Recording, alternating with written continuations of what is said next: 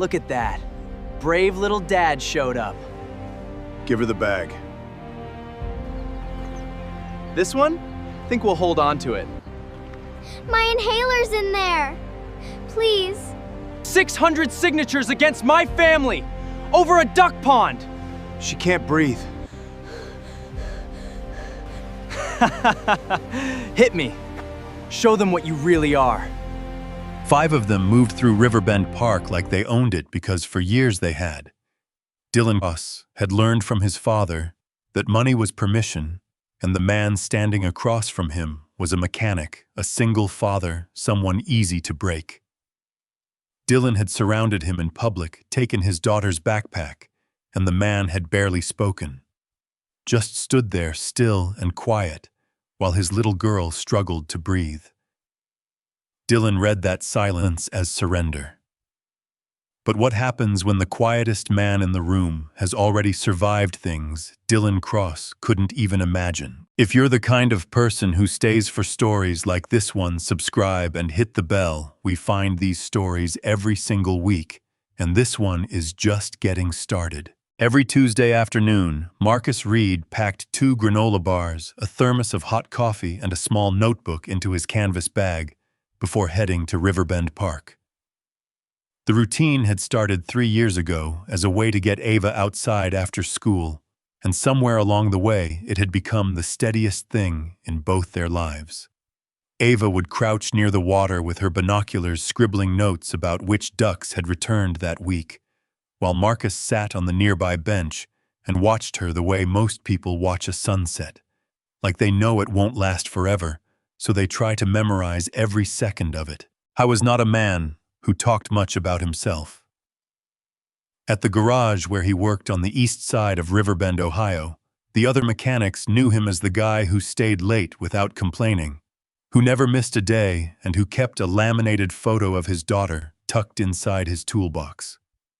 They knew he was raising her alone. They knew his wife had died when Ava was just 3 years old, a rainy night, a 2-lane highway, a truck that crossed the center line. Beyond that, Marcus didn't offer details and nobody pushed. Some men carry grief the way they carry a bad knee, quietly every single day, without expecting anyone to notice.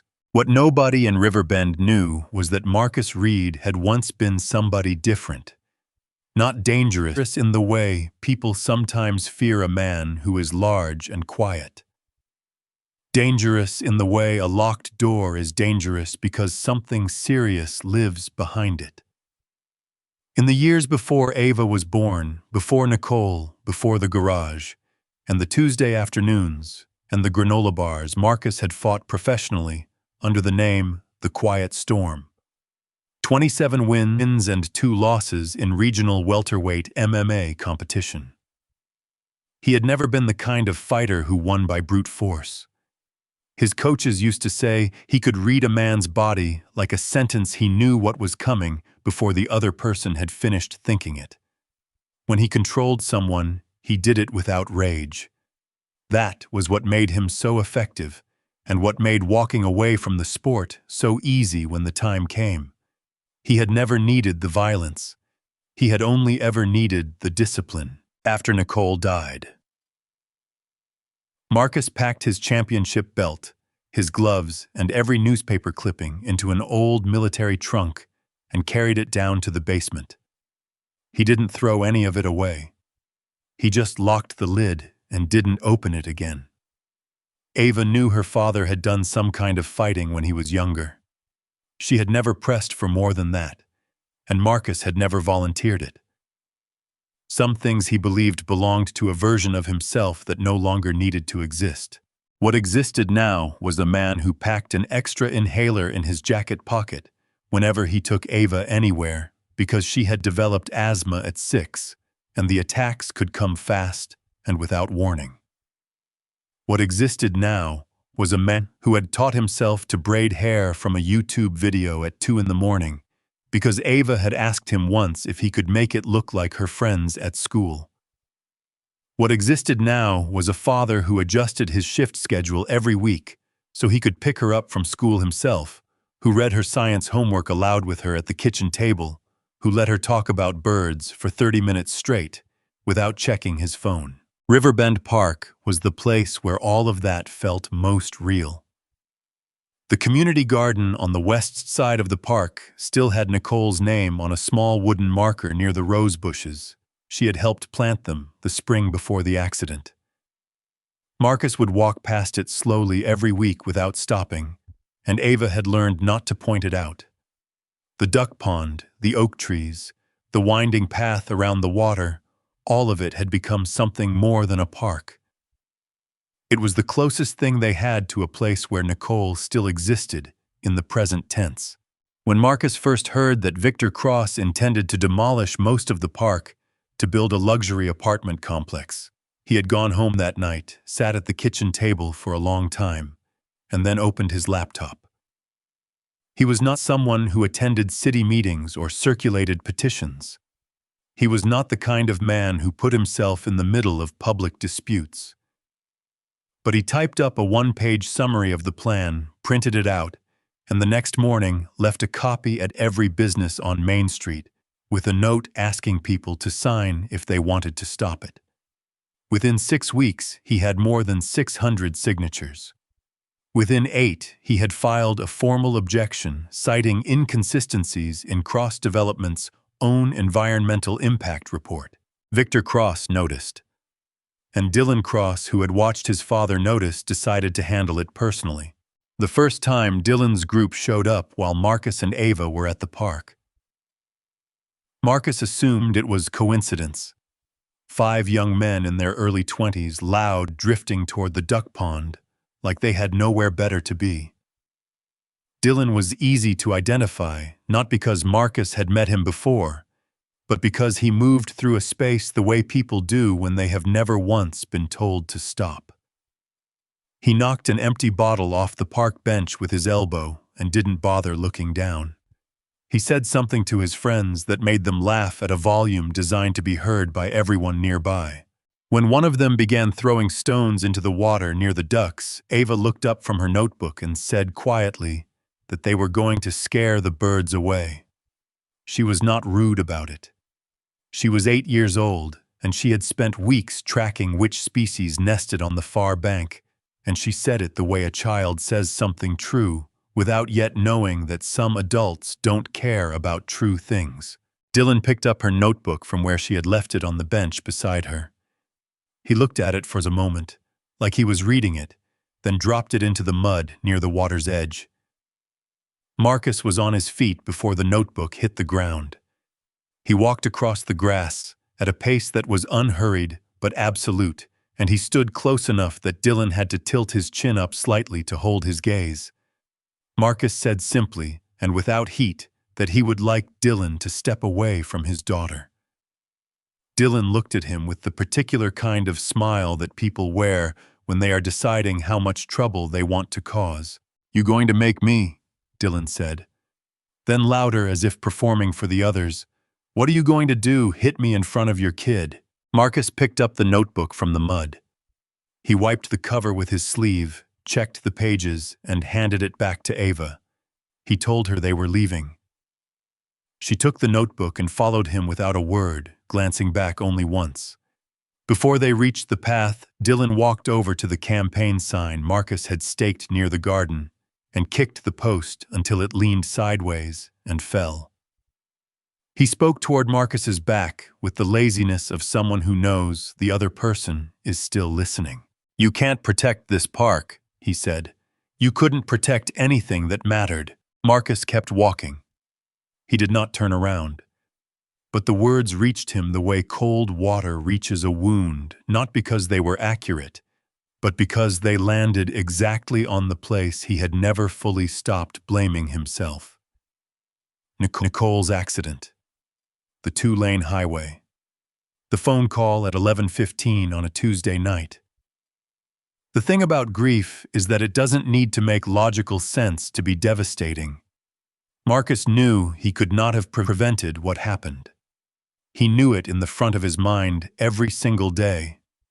But the knowing and the feeling were 2 different countries, and some nights he still lived in the wrong one. That evening, Marcus opened a fresh notebook of his own and began recording everything. Dates and times. What was said and by whom. The names he recognized, the faces he didn't. He was methodical about it, the way he was methodical about everything, not emotional, just thorough. The next morning, he took his notes to the Riverbend Police Department and filed a report. The officer on duty was polite and unhelpful in the way that suggested he already knew whose son Dylan Cross was. He told Marcus there wasn't enough there to act on and suggested Marcus try to avoid further contact. Marcus went home and kept the notebook. Over the following 2 weeks, things escalated in ways that were just subtle enough to be difficult to prove. The front tires of his truck were flat on a Monday morning. Someone spray-painted a crude message across the community garden's entrance sign overnight. Marcus photographed it, reported it, and cleaned it off himself before Ava could see it. A series of comments appeared on the garage's business page that described Marcus using language he would not have repeated in Ava's presence. And then one afternoon, one of the garage customers mentioned casually that he had seen someone taking photographs of Ava outside her school. And Marcus felt something shift inside his chest that he hadn't felt in years. Not fear exactly, but a version of it that had teeth. I was still processing that when he received the phone call. The voice on the other end was unfamiliar, male, unhurried. It told him that if he withdrew the petition, all of this would stop. It told him that men in his position, single fathers, hourly workers, people without resources, sometimes made the mistake of thinking they were protected by the same rules as everyone else. Then the line went dead. The meeting with Victor Cross happened in the parking lot of City Hall 3 days after the council session, where Marcus had presented his 600 signatures. Victor was a tall man with the kind of posture that comes from decades of having assistants anticipate his needs. He shook Marcus's hand with enough grip to be a statement rather than a greeting, then outlined his offer in the tone of someone doing Marcus a significant favor. He said he would retire the garage's debt. He said he would establish an educational fund for Ava. He said there were better neighborhoods, better schools, better opportunities, all of which could be arranged quietly and quickly, as long as Marcus understood that the petition had run its course. Marcus listened to all of it without interrupting. Then he said no. Victor's expression didn't change the way most people's expressions change when they hear something they don't want. It simply stilled the way a room goes quiet before a storm. He told Marcus that a man raising a child alone could not afford to make enemies he didn't fully understand. He said it gently. He said it like advice. "One mistake," Victor said, "and you could lose a lot more than this park." Within 48 hours, an anonymous report was filed with the County Child Protective Services Office. The report claimed that Marcus had a volatile temper and a history of violence, and that his daughter lived in an environment of fear. Around the same time, a rumor began circulating among parents at Ava's school. Marcus had heard it third-hand that the quiet man at the garage had once done time for assault. Marcus sat with that information for a full evening before he made a phone call. The number he dialed had not changed in 11 years. It rang 4 times before a man named Elijah Brooks picked up the same voice, the same unhurried baritone. Marcus remembered from the years when Elijah had trained him 6 days a week in a converted warehouse outside Columbus. Marcus told him what was happening. Not everything, but enough.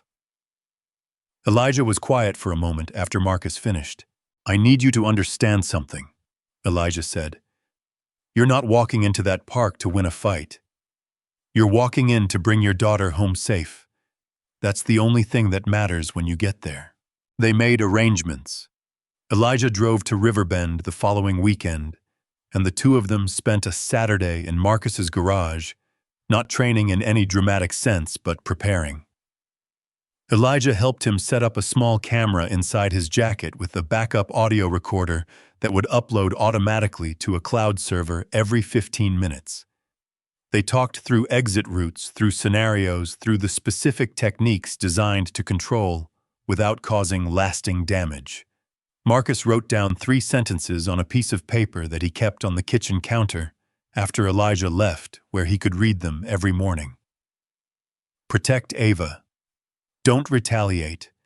Use only what is necessary.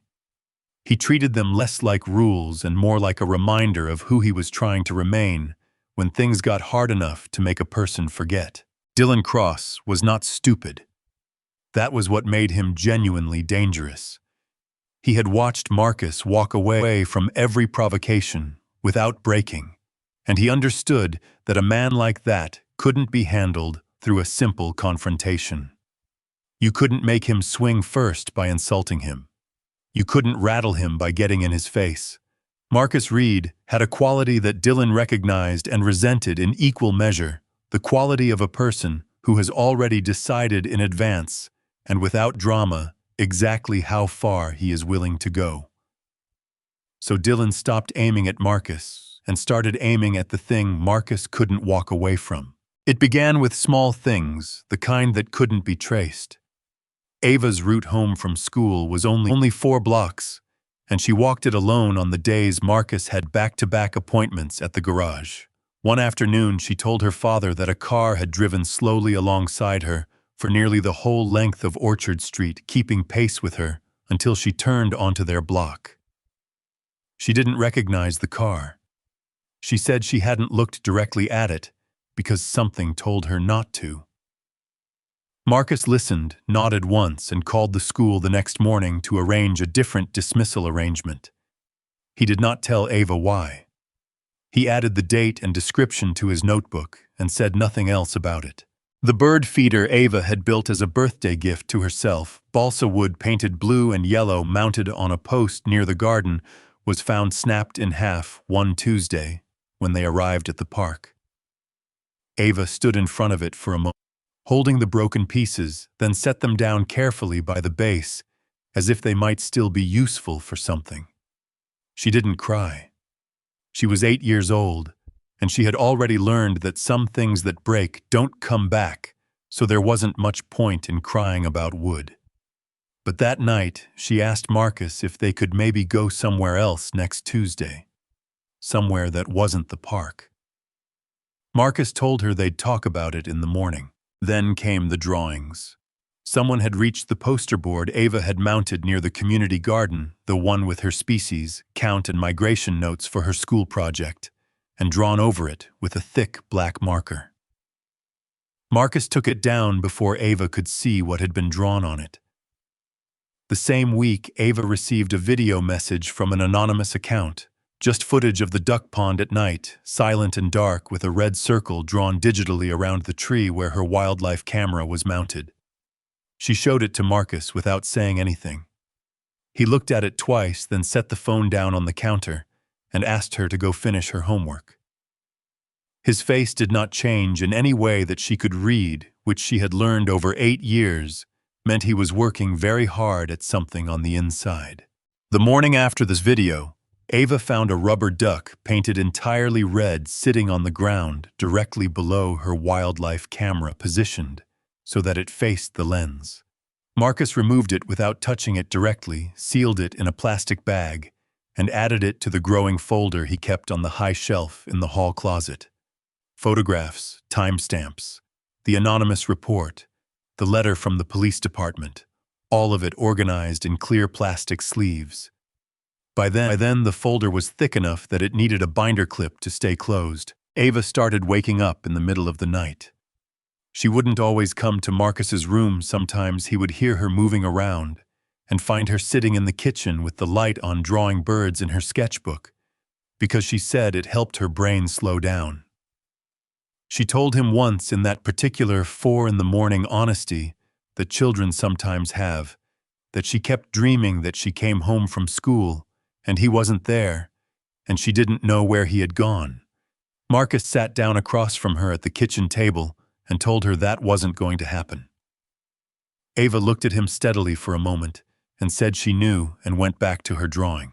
I was genuinely considering stepping back from the petition, not because of what it would cost him, but because Ava's sense of safety was eroding in ways that a petition couldn't fix. The decision shifted on a Thursday evening when Ava was supposed to be in her room reading, and Marcus was at the kitchen table reviewing the council meeting agenda. She came downstairs quietly and stood in the doorway, and Marcus realized from her expression that she had been listening to the phone call he'd taken 20 minutes earlier. A call from someone at the council office who mentioned that Victor Cross had already arranged for excavation equipment to be on standby the morning after the final vote. Ava had heard enough.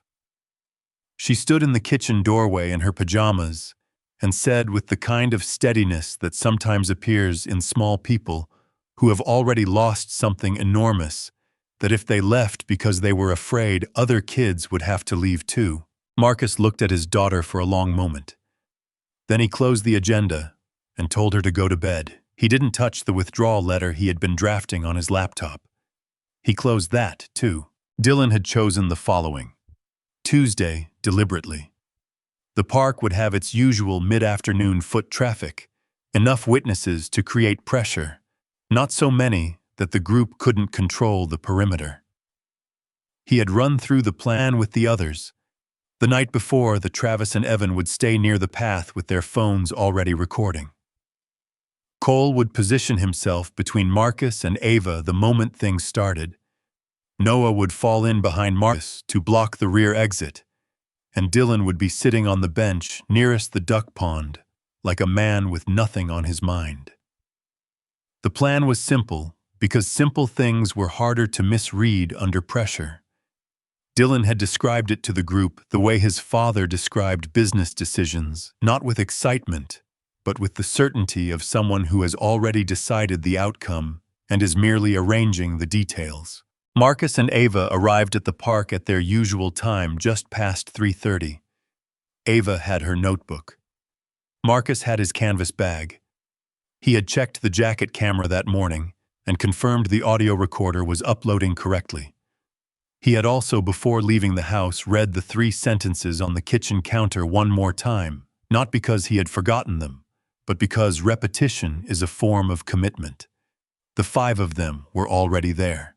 Dylan took the backpack off Ava's shoulder in one motion, fluid and fast, as if he had simply reached out to catch something falling. Ava made a sound that was partly surprise and partly the beginning of panic, and she reached for the bag, and Dylan tossed it sideways to Cole without looking. Cole opened it, reached in and held up the blue inhaler like he was examining something mildly interesting. Marcus had both hands up immediately, open palms, visible, deliberate, and he told them in a voice completely stripped of anger that his daughter needed that inhaler, and he needed them to hand it back right now. Ava's breathing was already audible. The sound of it was the most frightening thing in the park. Dylan stepped in and shoved Marcus hard into the slats of the bench. Marcus absorbed the impact and stayed upright, and he called out to a woman on the path nearby, asking her to call 911. Dylan moved closer, close enough that Marcus could see the slight flush at his collar that meant he was enjoying this, and said with a kind of flat amusement that Marcus should go ahead and hit him. Show everyone what kind of father he really was. Marcus tried to move toward Ava. The others closed the gap. Then Dylan threw the first punch. What happened next took less than 60 seconds, though it would later be described by the people who witnessed it in terms that made it sound like something much longer. Marcus didn't counter with a strike. He redirected Dylan's swing by catching the wrist mid-arc, applied downward pressure on the joint, and brought Dylan to one knee without a single impact. When Cole charged from the left, Marcus used his own forward momentum to turn him and put him face first into the grass. And when Cole hit the ground, the blue inhaler skidded out of his hand and came to rest on the grass a short distance away. Travis came from behind with both arms outstretched, and Marcus caught one, locked the elbow, and held him bent at the waist until he stopped pulling. Evan had picked up a piece of metal edging from the garden border. Marcus kicked it out of his grip with the inside of his foot and put a hand on his chest until he sat back against the bench. Then Marcus looked directly at Noah, who was standing very still near the path holding the backpack, and said one word, "Down." Noah set the bag on the ground. It was over. Not a single closed fist from Marcus, not one strike. Every person on the ground had put themselves there through their own forward motion, and Marcus had simply been the surface they encountered when they arrived. He crossed the grass to where the inhaler had fallen, picked it up, and crouched beside Ava, holding it steady for her, while she breathed through the attack, one hand on her back, counting under his breath. Dylan was still on the ground when he looked up and asked with something that sounded almost like genuine confusion who Marcus was. Marcus did not look at him. He kept his eyes on Ava, one hand moving slowly across her shoulders, and said that he was her father. The video posted by bystanders spread fast enough that by the following morning, local news had picked it up. By the evening, national outlets had it. For approximately 18 hours, Marcus was described by strangers as a hero. Victor Cross had spent far longer than 18 hours on problems more complicated than public narrative, and he moved with the efficiency of someone who keeps certain phone numbers in his personal contacts for exactly this kind of occasion. By the second day, a different video was circulating, one that began at the precise moment Marcus locked Dylan's wrist with no preceding context. No backpack, no inhaler, no Ava struggling to breathe. Just a trained fighter bringing down 5 young men who appeared in that isolated clip to have been minding their own business. Dylan appeared at a press conference in a cervical collar. Travis arrived with his left forearm wrapped. Cole gave a brief statement about psychological trauma.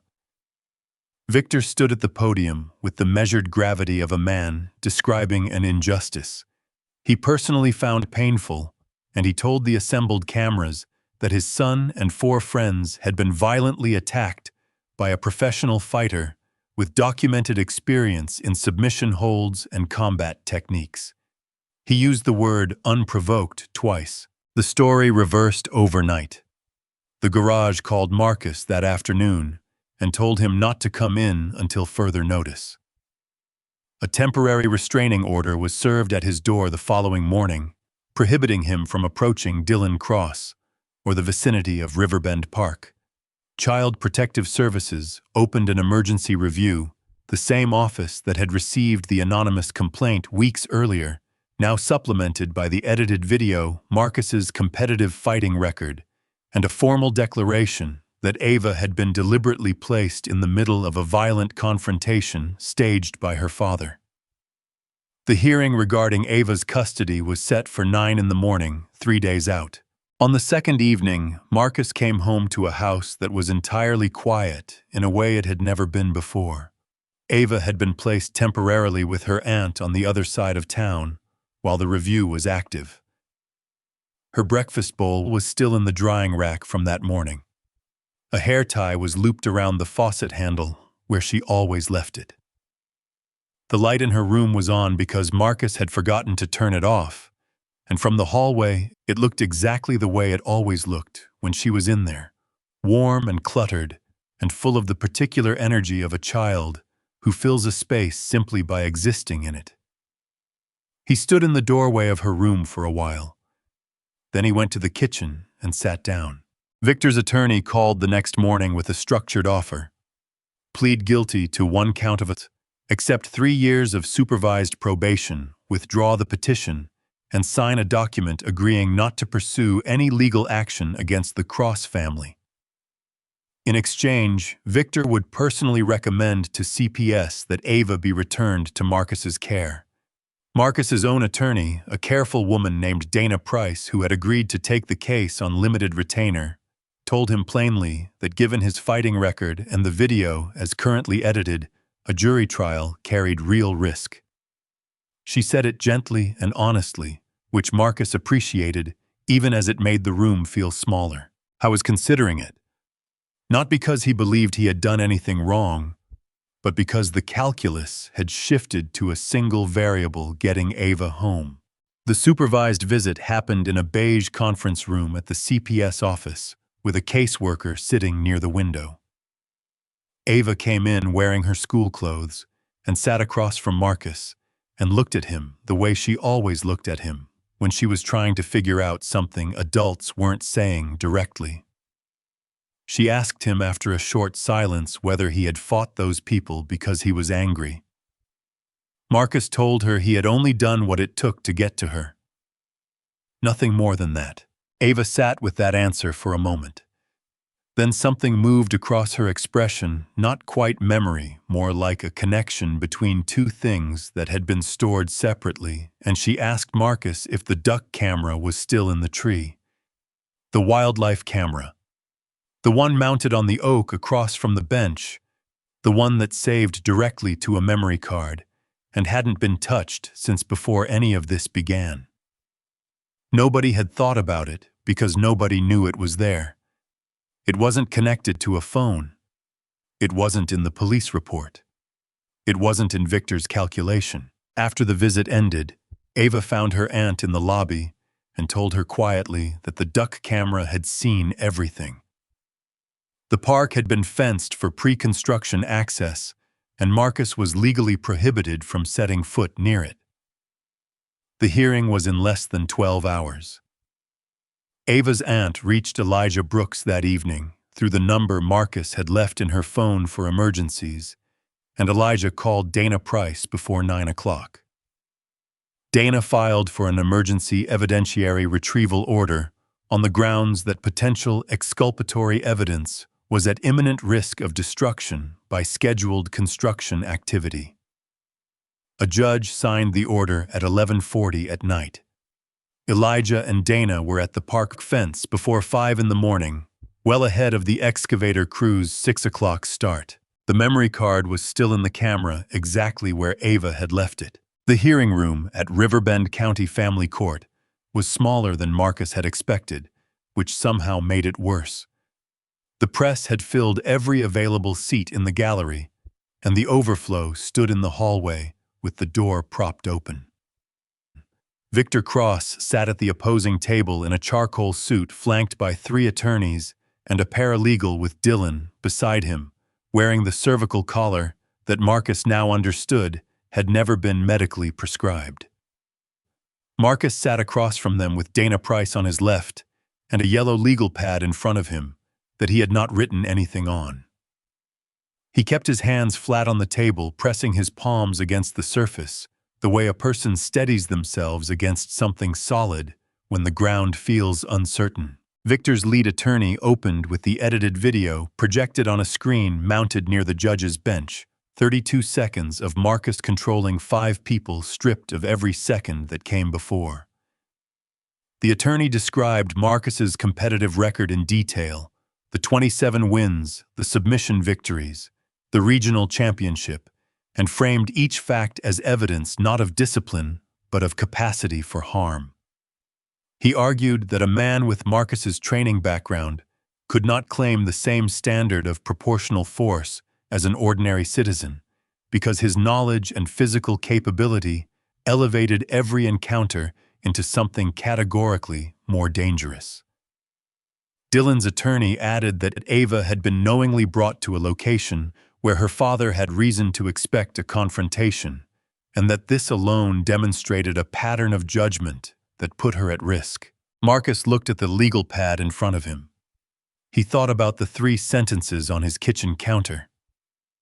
He thought about Ava in the beige conference room, asking whether he had fought those people because he was angry. He picked up the pen, wrote nothing, and set it back down. Dana Price stood up. She said she had 3 pieces of evidence she needed the court to review before any further argument proceeded, and she asked permission to approach. The judge, a measured woman named Judge Carol Hartley, who had said very little since the session opened, nodded once. Dana set a laptop on the evidence table, connected it to the room's display system, and slid the memory card into the drive. The footage from Ava's wildlife camera was wide-angle and slightly overexposed in the afternoon light, the way outdoor cameras always are when they weren't designed with human subjects in mind. But it was clear. It was unambiguous. It showed everything from the moment Dylan's group converged on the bench, the deliberate positioning the way Travis and Evan had raised their phones before anything happened, Cole moving to stand between Ava and the nearest exit. It showed Dylan lift the backpack from Ava's shoulder. It showed Cole hold the blue inhaler up and examine it, while Ava's posture changed, her chest visibly tightening, her hand reaching toward him. It showed Marcus with both palms open and raised.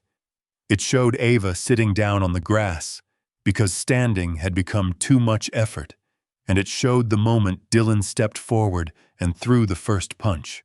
The courtroom was silent, in the way large rooms are silent when everyone in them is suddenly paying the same quality of attention to the same thing. Victor's lead attorney made a motion to speak, and Judge Hartley raised one finger without looking at him, and he sat back down. The footage continued. It showed Marcus moving through the next 45 seconds without a single offensive strike. Every technique was redirectional. Every person who ended up on the ground had been traveling toward Marcus when they got there. And the moment Cole went down and the inhaler hit the grass, Marcus stopped completely.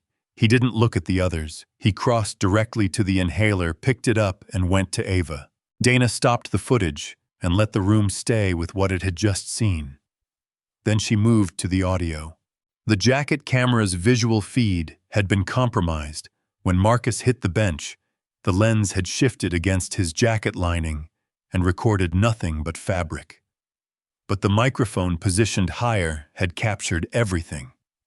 Dana played the relevant section without comment. Dylan's voice came through, first unmistakable, telling Marcus to hit him and telling him his father would have Ava taken before sundown. Then Marcus's voice, flat and focused, saying that his daughter couldn't breathe and asking for the medication back. Dylan's attorney objected to the relevance of the audio, and Judge Hartley overruled him before he finished the sentence. The third piece of evidence came from an unexpected direction. Noah had not looked directly at Marcus once during the entire session. He had been sitting at the end of the opposing bench in a way that suggested he was trying to occupy as little physical space as possible, and sometime during the playback of the wildlife footage, he had folded his hands in his lap and kept them there. When Dana announced that a third party had voluntarily surrendered a device containing communications between the 5 individuals involved, Victor's lead attorney rose sharply and began speaking about chain of custody and admissibility. Judge Hartley allowed Dana to continue. Noah had handed over his phone the previous evening at Dana's office, guided by the specific and growing understanding that an 8-year-old girl might lose her father because Noah had been too afraid for too long to be the person in that group who said enough. The messages filled the screen in sequence.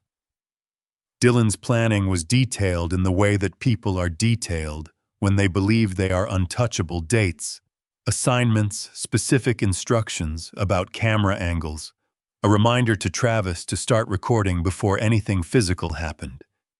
There was a message about the Child Protective Services report, sent the night before the encounter, with a note that the groundwork was already laid. And near the bottom of the thread, sent the morning of that Tuesday, a message from Dylan to the group that read, "We don't need to beat him. We just need to make him look like a monster in front of his kid." Dana read it aloud, then closed the laptop. She looked across the table at Victor Cross and told the room in the measured tone of someone choosing precision over drama that the opposing party had not simply attacked a man in a public park. They had used a child with a respiratory condition as the mechanism of a premeditated trap designed specifically to destroy her father's life by exploiting his love for her. Judge Hartley called a brief recess. When she returned, she denied the motion to remove Ava from Marcus's custody, effective immediately, and ordered Ava returned to her father's care before the close of business that day. The criminal assault charges against Marcus were formally dropped within the week after an independent martial arts analyst reviewed the unedited footage and submitted a written assessment to the court. The analyst noted with the precision of someone whose entire professional life is the study of how bodies move under pressure that Marcus Reed had possessed the positional advantage and the technical knowledge to cause serious injury to any or all 5 individuals at multiple points during the encounter and had not done so. He had used the minimum effective force at each moment and disengaged the instant the threat was neutralized. The analyst's conclusions stated that what was notable was not that Marcus had been capable of defeating 5 people, but that his capability and his restraint had existed simultaneously, and that the restraint had won. An old interview clip surfaced during the news cycle that followed footage from after a regional title defense more than a decade old, Marcus younger and quieter on camera, telling the interviewer that a fighter who loses control hasn't become dangerous, he's just become afraid. The clip circulated widely enough that it became shorthand for the entire story. People who had never heard of Riverbend, Ohio, shared it with captions about the difference between strength and character. The media organizations that had initially described Marcus as a volatile fighter with a history of violence issued corrections. The garage owner called Marcus personally to apologize and asked him to come back whenever he was ready. Marcus said he would be in Monday morning. Dylan Cross and the others faced a consolidated set of charges: criminal conspiracy, reckless endangerment of a minor assault, evidence tampering, and filing a false report with a government agency. Noah's attorney negotiated a reduced arrangement in exchange for his cooperation, which the court accepted. Victor Cross's legal exposure was more complicated and therefore moved more slowly, but the combination of Dana's civil filings and a separate investigation opened by the County Ethics Board ensured that it moved. A financial audit of Cross Development identified significant discrepancies between the environmental impact report submitted to the City Council and the actual survey data the company had commissioned. The development project was suspended pending review, and the suspension became indefinite when 3 members of the council publicly withdrew their prior support. Riverbend Park stayed. The community garden stayed. At a small ceremony the following spring, the city placed a new marker near the rose bushes on the west side, a proper engraved stone with Nicole Reed's name and the years she had lived, and below that, a single line the garden committee had agreed on immediately. She planted things here that still grow. Marcus stood at the marker for a long time the day it was unveiled. Ava stood next to him and didn't say anything. After a while, she took his hand.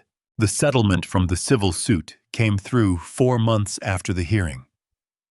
Marcus paid off the remainder of the garage loan and set aside a portion for Ava's education. With the rest, he rented a space in the community center 2 blocks from the park and opened a program he called Guardian Circle, which met on Saturday mornings and was free to attend. The program did not teach people to fight. That was the first thing Marcus said at every session, and he meant it precisely.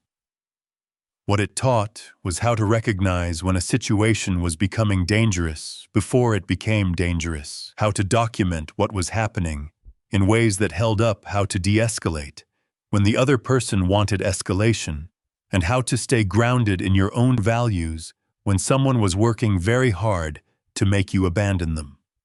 Dana Price donated 2 hours a month. Marcus ran the rest of it himself in plain language without needing to perform his expertise. On the wall near the door, he mounted his championship belt in a simple frame, not at the center, not in the most prominent spot, but visible. Below it was a photograph taken outside the courthouse the day of the hearing. Ava running across this courtyard, toward Marcus' arms out, and Marcus crouching to meet her at exactly her height. The belt and the photograph shared the wall, and anyone who looked at them long enough could work out for themselves which one meant more. On the first Tuesday after the program opened, Marcus and Ava went back to Riverbend Park. The construction fencing had been removed. The duck pond was exactly as they had left it, same families of mallards, same territorial goose that had always chased joggers near the east path, same oak tree with the camera mount still fixed to the trunk. Ava had a new notebook, the same kind as the old one. She crouched near the water and started writing her count. Marcus sat on the bench and watched her. After a while, without looking up from her notebook, Ava asked him if he remembered what it felt like to be a champion. Marcus looked at her, the top of her head bent toward the water.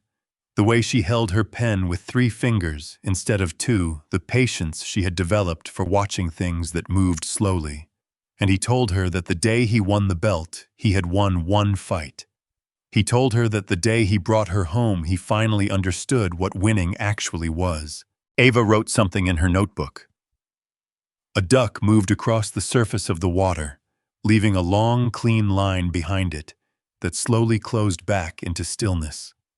Marcus leaned forward with his elbows on his knees, and the park held both of them in the particular quiet of a Tuesday afternoon, in a place that had managed against considerable effort to remain exactly what it was. A strong man is not someone who never gets afraid. He's someone who stands inside the fear, inside the anger, inside the injustice, and still chooses to act for the people he loves rather than for himself. Marcus didn't walk out of that park a champion because of what he knew how to do with his hands. He walked out a champion because when everything was designed to turn him into something ugly, he refused. If that's the kind of story that stays with you, subscribe and share it with someone who needs to hear it. Because stories like Marcus's are more common than we think, and they deserve to be told.